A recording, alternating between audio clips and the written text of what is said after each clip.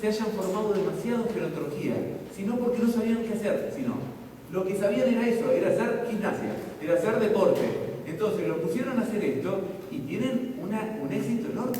Y de hecho, hoy la gente mayor prefiere ir a un gimnasio a hacer la recuperación que ir a un gimnasio kinesiológico. Entonces, ¿por qué? Porque ven perspectivas ahí. La educación física cree en el desarrollo humano y no tiene esta idea de que la vejez ya no entra, porque ni la pensó. No, la educación física se creó para los jóvenes, no para los viejos. Hoy recién se está generando algo, Cuba fue pionero en este tema, pero digo, es interesante marcar cómo a veces una narrativa particular, un relato acerca de lo que es la profesión, termina generando efectos novedosos.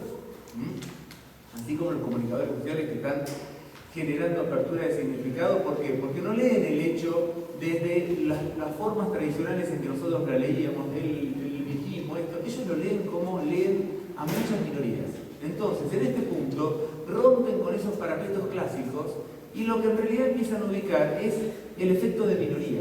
Y esto es muy interesante que nosotros podamos ver. Es decir, el efecto de minoría, ¿qué es? Que en realidad a vos te están discriminando, no porque seas el viejo y esta identificación gloriosa que nosotros hacemos del viejo que tenemos que construir, sino pues sos una minoría. Obviamente vas a tener atributos particulares, pero en principio el mecanismo de calificación es el mismo que se hace con otros. Y después va a tener atributos que lo especifiquen. Perdóname. Bueno, yo quiero hacer una pequeña aportación. Yo creo que muchas veces nosotros presumimos lo que vamos a ver, en lugar de asumir el entorno en el que está el individuo. La bioética sí propone reconocer a la otra edad, al otro diferente a mí.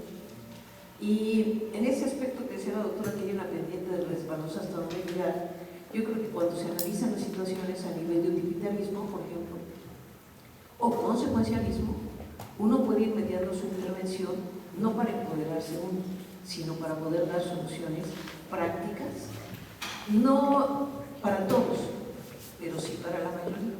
Eso es lo que yo considero en esta situación. Yo también creo que a veces uno tiene soluciones y que de hecho cuando uno enfrenta la realidad tiene que ir con algunas ideas claras, porque si no somos filósofos y nuestra tarea en principio no es ser filósofos, es conducir la realidad hacia algún lugar. El tema es que los presupuestos críticos, la reflexividad crítica tiene que ser parte siempre de nuestra lectura que hagamos acerca de lo que significa curar, atender, salvaguardar, lo que sea, digamos. Siempre tenemos que tener esta base y esta mirada que vos decís que viene justamente hay un criterio que ya mencionó recién, que es la pendiente resbaladiza que utilizan muchos los eticistas, donde justamente el riesgo está en que cuando yo parto con cierto criterio, hay un deslizamiento que después yo ya no manejo. Las cosas van, ¿no? Van como para deslizándose y ya pierdo muchas veces el control. Por eso es muy importante, y esto es uno de los enfoques que yo me gustaría poder pensar acá, y que es parte de lo que yo en algún momento pensé con la posgerontología, es decir, ¿a dónde vamos con los gerontólogos? ¿Por qué? Porque ya no somos un conjunto de profesionales que desperdigados, que poco valorados, ya tenemos más valor, ya tenemos más prestigio, ya nos consultan mucho, ya nos están a niveles de la política, a veces con mayor o menor grado, sabemos que todavía no son realidades tan homogéneas, pero lo que vemos es que esto va increyendo. Entonces, cada vez tenemos que evaluar mejor qué es lo que estamos haciendo. Y una de las preguntas que nos vamos a hacer en algún momento es hasta qué punto identificamos nuevamente un viejo como alguien tan diferente. Pero esto queremos porque ya viene con el tema de la posgerontología. Seguimos un cachito con esto. Entonces, algunos de ustedes habrán leído el libro de Victoral. Perdón. Yo tengo... Ya está ready, Yo tengo una pregunta que me surge a partir de lo que planteas en relación a cómo se mide el otro. Y por lo que acaba de plantear en este momento la compañera. Y pensaba particularmente en el asunto de la violencia que se ejerce contra las mujeres. Y yo pensaba en el transcurrir histórico, incluso reciente, cuántas mujeres no han vivido eso que comenta Margarita.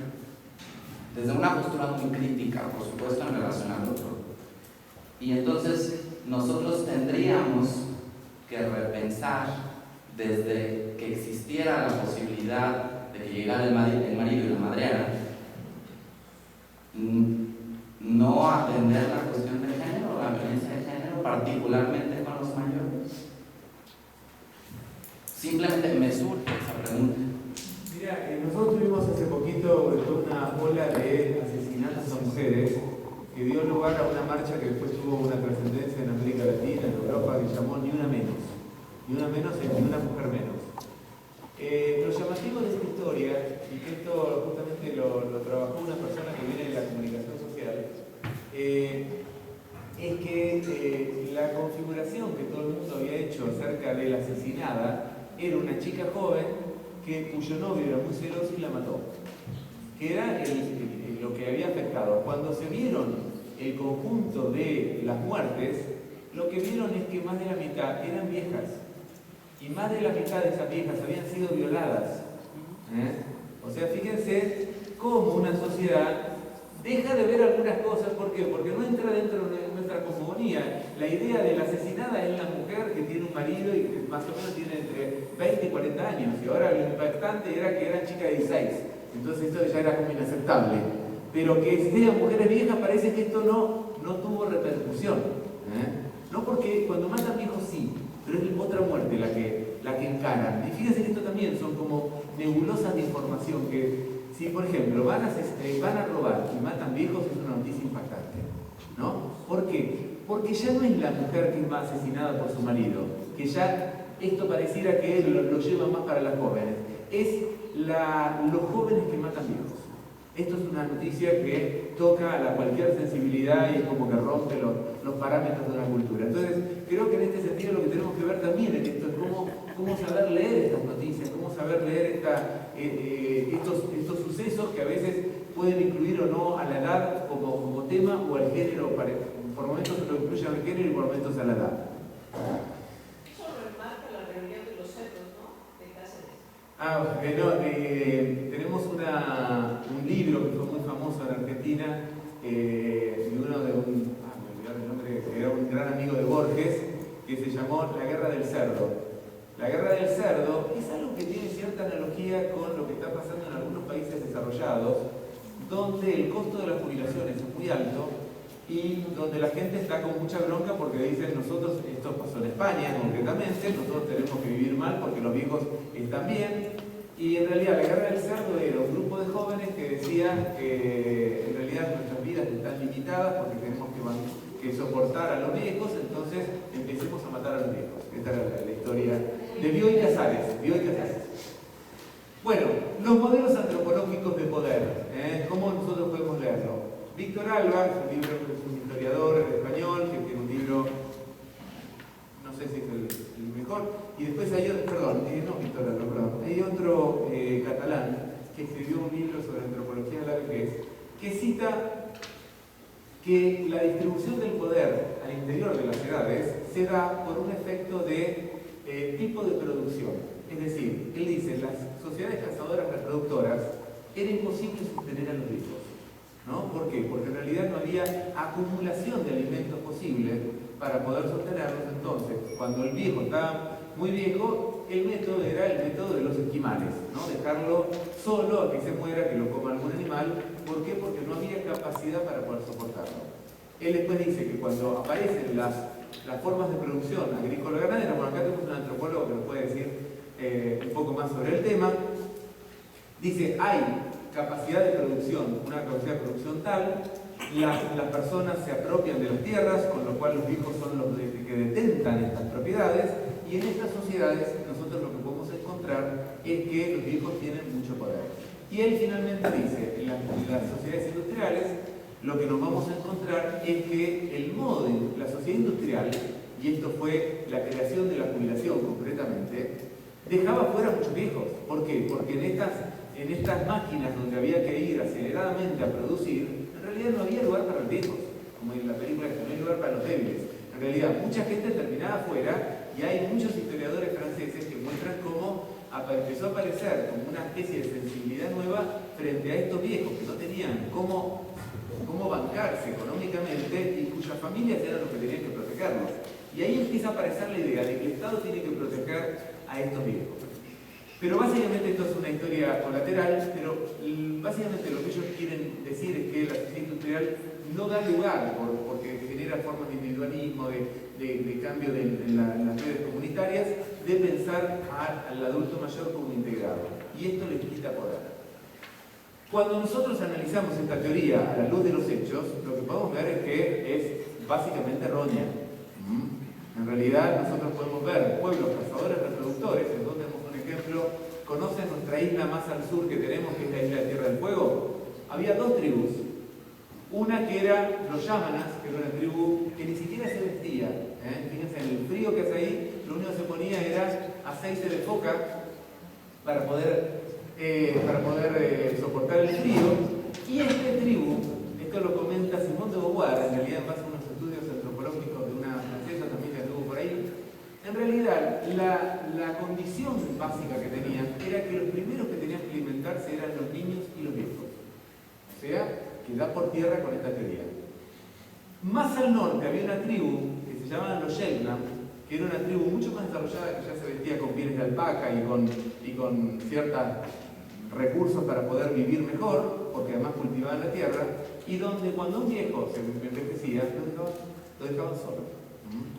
Con lo cual, lo que vemos es que probablemente haya una incidencia, como dice Simone de Beauvoir, la cultura cuando hay mucho hambre se rompe, se quiebra, pero también lo cierto es que hay recursos, relatos, narraciones, discursos muy fuertes en la cultura que a veces no son muy comprensibles.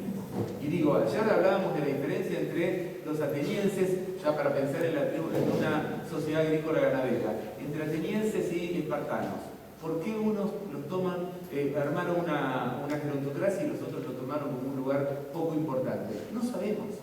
No sabemos qué pasó ahí en el relato. No sabemos por qué en los pueblos del Medio Oriente se le dio tanta importancia y de hecho el judaísmo le da una relevancia central al lugar del anciano. No sabemos por qué comparado con otros pueblos donde esto no sucedió.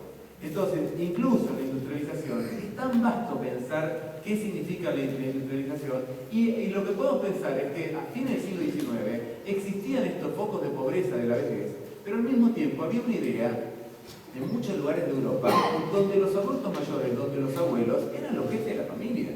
Nosotros tenemos una tradición muy italiana en Argentina y la nona y el nono, que eran los abuelos, eran los dueños de la casa y hasta que no moría la abuela no pasaba, no cambiaba el lugar de poder. Con lo cual, esto, ¿por qué lo digo? Porque en realidad parece un esquema interesante para poder pensar la realidad, pero sin embargo también es equívoco. Entonces, lo primero que tenemos que hacer es analizar mucho más sutilmente cuáles son las condiciones, y más en un país como el de ustedes, que es mucho más rico en cultura que el nuestro, que fue más atravesado por una cultura europea. Me parece que cuando uno va a intervenir, tiene que pensarlo complejamente. La palabra complejidad, la teoría de la complejidad sirve para tomar en cuenta estas cuestiones. Después ya acá yo remito a la teoría que en realidad yo la convierto en teoría del poder a la teoría de Mill, ¿no? Cuando Mill va y empieza a ver en Tahití, en todos estos lugares donde va a investigar, que hay modelos de cultura, modelos de familia, lo que ella encuentra son tres modelos clásicos, que son relativamente ciertos, pero que nos sirven a veces para configurar algunas cuestiones.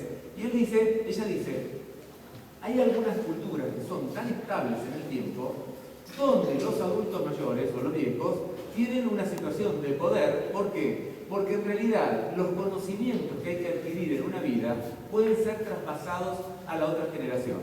Entonces, la experiencia, que era lo que hablábamos un poco allá, sirve. Y no solamente la experiencia de mi vida personal, la experiencia de la vida. Yo sé, un poco los brujos, sé cuáles son las plantas que curan, o yo sé cuáles son lo que sirve y lo traspaso al otro. Y en ese punto la cultura se vuelve muy tradicional y en este punto los adultos mayores adquieren una posición de poder.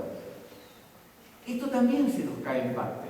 Cuando uno ve simplemente el estudio magnífico que hizo Simone de Beauvoir, seguramente lo habrá dado a varios a que se lo hagan, uno puede ver en las tribus africanas donde la familia tampoco tuvo lugares de organización tan estable, y donde no había, por más que haya una estructura tradicional. Por ejemplo, en ciertas tribus africanas, lo que uno ve es que la familia, como organizador, no es un organizador muy importante, es la comunidad.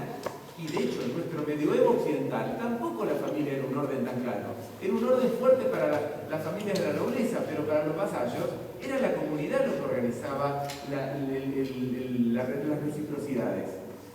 Después dice ella que cuando se da un cambio muy importante, por ejemplo, cuando la gente se va por una revolución, por algún cambio, por algún terremoto, por alguna situación, se tiene que ir a otro lugar, lo que aparece es una cultura configurativa. ¿Qué quiere decir esto? Que la relación entre las generaciones en distintas edades empiezan a manejarse de maneras diferenciales. Por ejemplo, digo el caso de nuestro país, pero que también ha sido lo mismo, tuvimos toda una generación, muchos de mi edad, los abuelos eran todos europeos. Esos abuelos europeos tenían este gran idioma, pero los hijos no querían hablar el idioma de los padres. ¿Por qué? Porque querían integrarse en esta sociedad.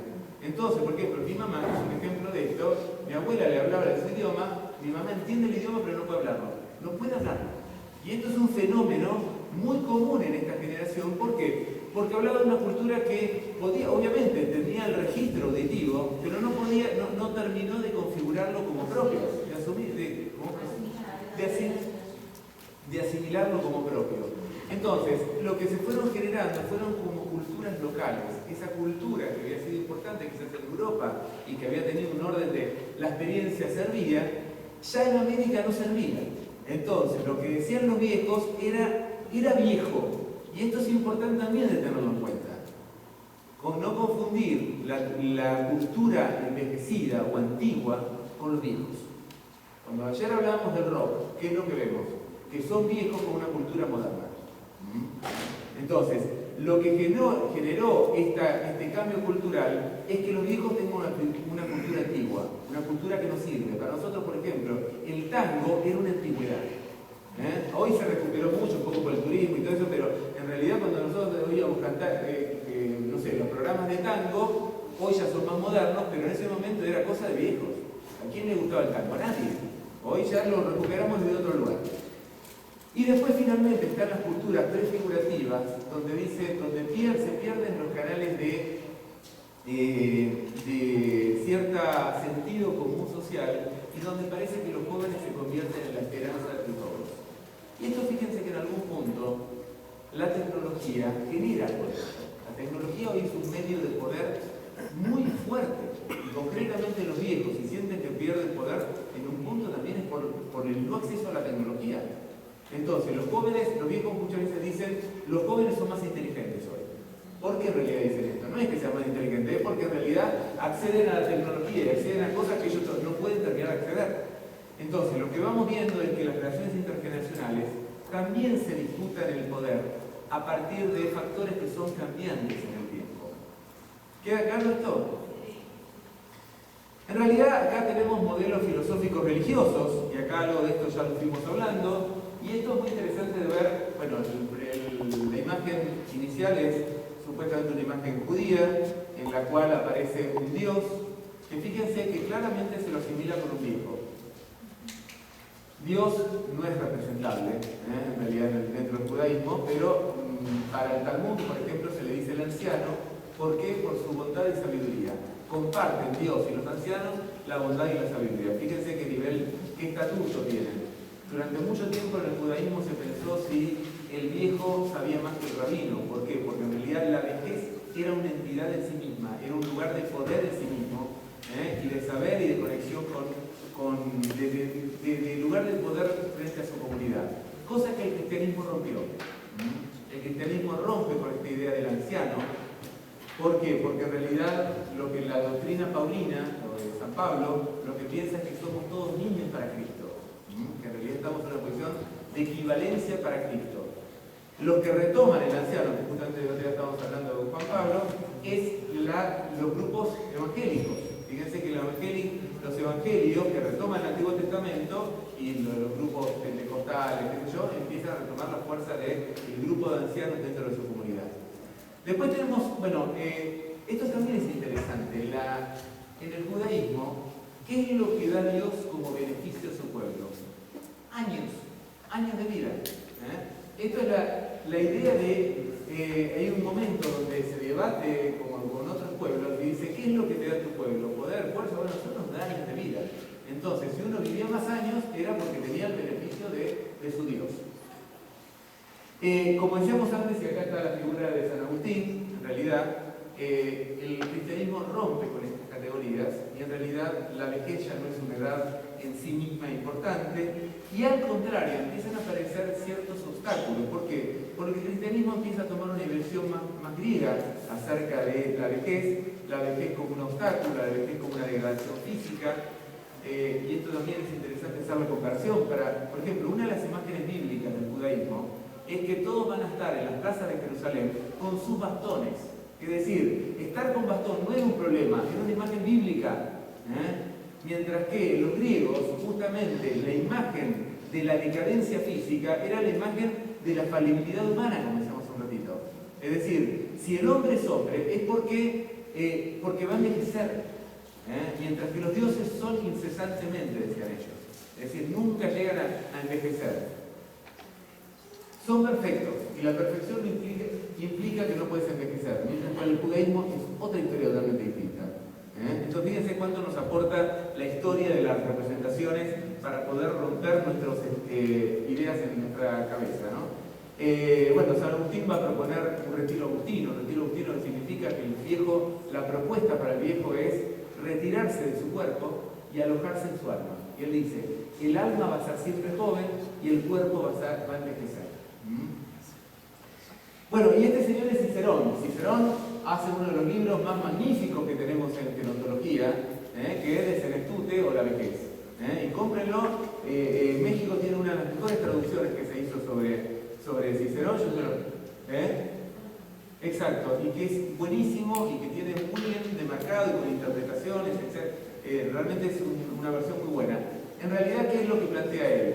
¿Cómo debatir lo que en esa sociedad romana militarizada se decía de los viejos? Roma tiene una sociedad que llegó a vieja. En Roma se llegaba a la vejez a la misma edad que nosotros, a los 60 años. Y el Senado, que era el lugar de los senes, de los viejos, de los que tienen 60. Senes viene de ahí. Entonces, pero lo que tenían en Roma era también esta duplicidad que tenemos hoy. Por un lado tenían este lugar valorado frente a esto, pero por otro lado tenían lugares de mucha crítica. Por ejemplo, la versión de la sexualidad era la que les conté ayer que habían tomado de Grecia, y donde por otro lado los viejos eran criticados porque no podían ir a la guerra, porque no servían, porque ya no tenían esta capacidad de mando, porque hablaban mucho de sus enfermedades. Estas cosas decían, y estas cosas las van a leer en Cicerón. O sea, son modelos filosóficos religiosos que están dentro de nuestra cultura de una manera muy fuerte. También tenemos modelos literarios, y esto es interesante para trabajar la cuestión de la vejez. ¿Conocen la historia de Cronos? Cronos era un señor muy inteligente, griego, pero como un dios, no, esto es un chiste. Este es el cuadro de Goya, que es precioso, que está comiéndose a quién? A sus hijos. ¿Por qué se comió a los hijos? Exacto, porque era inteligente y sabía que los hijos iban a quedar su lugar. Entonces decía, si los mato, sigo yo por siempre. Ahí no había muerte para ellos, entonces había que comérselos y había que matarlos. Pero, como siempre, la mujer, ahí condescendiente con los niños, lo ayuda a sus hijos, y especialmente a Zeus, a que pueda matar a su padre, a Cronos. El tiempo, fíjense, Cronos es el tiempo. ¿Por qué cuento esto? Porque en parte de nuestra historia, la lucha generacional es un tema central. Y a veces lo podemos revestir de bondad, de amor y cariño, pero la lucha generacional está en todos lados. Y uno lo ve en las sucesiones, y uno lo ve en el lío que se arma cuando hay que ceder algo del poder, en las empresas familiares. Es decir, son temas que van a estar. Y fíjense que estos otros dos que yo pongo acá, que son modelos clásicos, yo les recomiendo leer lo que son libros sumamente interesantes. El segundo, donde yo estoy justamente situado, es Edipo en Colono. Edipo en Colono, ¿qué es? La segunda parte de Edipo. Lo que viene de psicología, ¿hay algunos que vienen de psicología? Sabrán quién es Edipo, ¿no? Bueno, Edipo, una vez que está viejo, ¿qué es lo que le pasa? Tiene problemas con sus hijos. Los hijos que son el poder lo corren, porque no quieren saber nada de competencias. Entonces, este hombre se va ayudado por sus dos hijas mujeres, Antígona y Ismene, y van a buscar el lugar donde morir. Este lugar, lo único que puede lograr Edipo es encontrar un lugar donde supuestamente le va a dar suerte al lugar donde él deje sus restos mortales, pero básicamente es un hombre alejado por sus propios hijos. Y finalmente está el Rey Lear, quizás la obra más bella de todas estas, y esta se las recomiendo porque es preciosa como historia, de Shakespeare, donde vuelve a tomar, y algunos dicen que es como una especie de remake de Edipo en Colono, y donde en realidad un hombre quiere dividir su territorio para dárselo a sus hijas. Entonces hace una división un poco extraña. ¿Por qué? Porque le dice a las hijas que le va a dar una parte de Inglaterra, porque dice que Inglaterra es un fardo muy pesado para los hombros de un viejo, es decir, ya la cuestión del poder y el sostenimiento que puede dar un viejo se pone en cuestión. ¿Y a cambio de qué se los da? A cambio que le digan que son a quien más aman.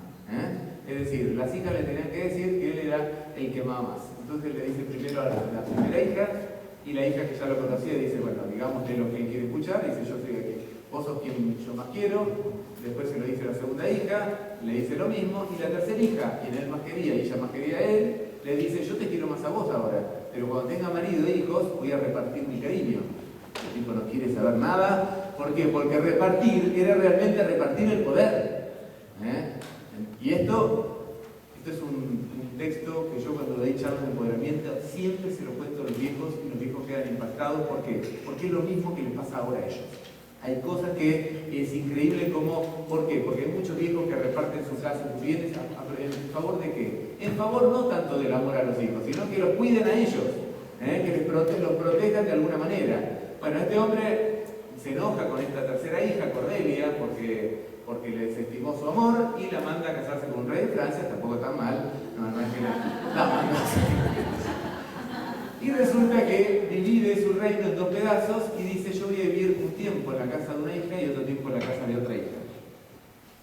Estas dos hijas ya se casan y fíjense qué interesante.